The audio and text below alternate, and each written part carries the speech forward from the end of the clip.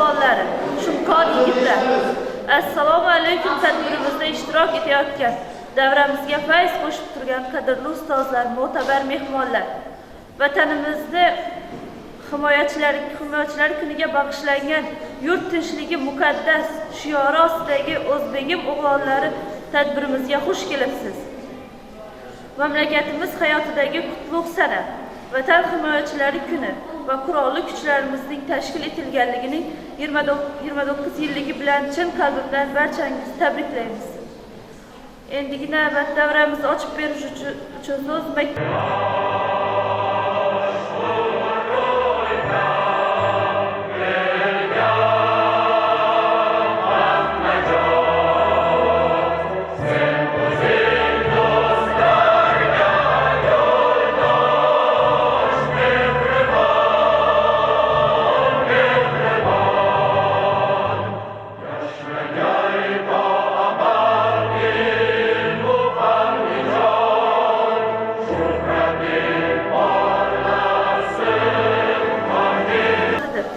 endigina vatan o'quvchilarimiz vatan haqidagi o'z fikrlarini bildirishadi.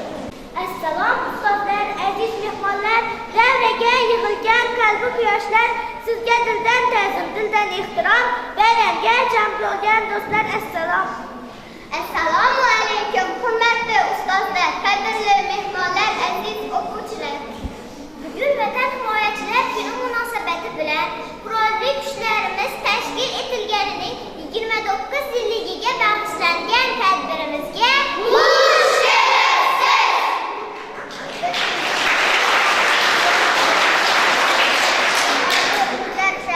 O'zbekiston Respublikasining mustaqilligi qo'lga kiritildi. Xalqimiz o'zining ulug' maqsadi ozod va obod vatan, erkin va farovon hayot qurishi yo'lida ulkan ishlarga bel bog'ladi. Vatanimiz tinch, osmonimiz musaffo bo'lsin. Ona yurtimizni osoyishtaligini qo'riqlayotgan jasur o'g'illarimiz doimo omon bo'lsin.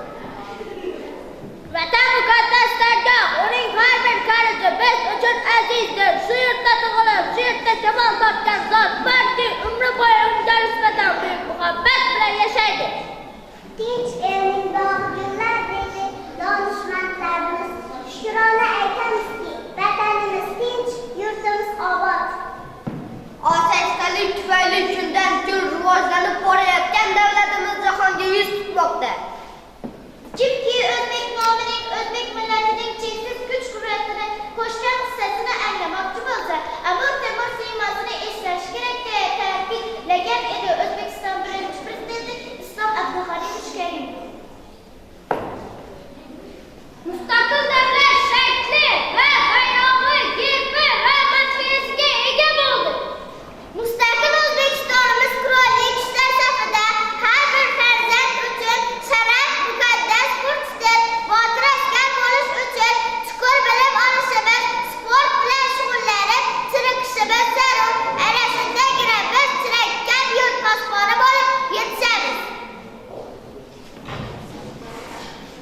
O'zbekiston Respublikasi Konstitutsiyasining 125-moddasida O'zbekiston Respublikasi qurolli kuchlarining tuzilishi va ularni tashkil etish qonun bilan belgilanadi deyilgan. Biz O'zbekistonning har bir fuqarosi ona yurtimizning ravnaqi va nurli kelajagi uchun mas'ulmiz. O'zbekiston Respublikasi 126-moddasi o'z xavfsizligini ta'minlash bo'yicha yetarli darajada qurolli kuchlarga ega ekanini ta'kidlagan. Zero otani chin dildan sevish, u bilan faollanish, unga bo'lgan muhabbat, vatanparvarlik tuyg'usidir. O'g'illar qadim-qadimdan vatan himoyachisi yurtning suyangan tog'i bo'lib kelgan. Ular bolalik chog'idan kamonbozlik, nayzabozlik, merganlik sillarini o'rganib kelishgan. Hadislarda ham vatanni sevmay turib, uni himoya qilib bo'lmaydi. Uni yurak-yurakdan sevish shart. Bu esa tinchlikning asosiy poydevorlaridan biri ekani keltirilgan. Zero vatanni sevmoq iymondandir. O'zbekiston Respublikasi Prezidenti davlat mas'ulidir va davlat organlarining kelishilgan holda ma'qullanganini ta'minlaydi. 89-modda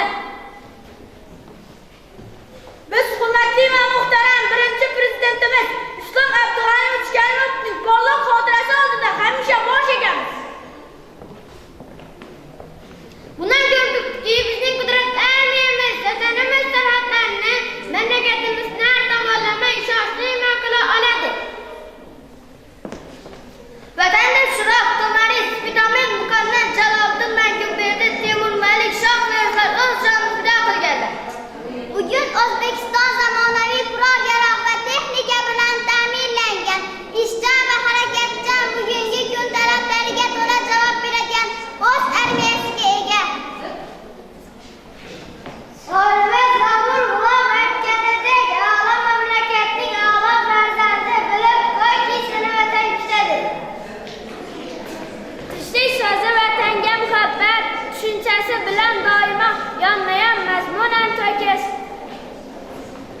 Biz O'zbekiston fuqarolarimiz buni e'tirof etayotganimiz qalbimiz faxr va quvonchga to'ladi. Chunki O'zbekiston dunyoda quyoshi yo'q go'zal va betakror mamlakatdir. Xalqimiz armiya saflarida xizmat qilayotgan o'z farzandlariga hamisha g'urur va iftixor bilan qaraydi.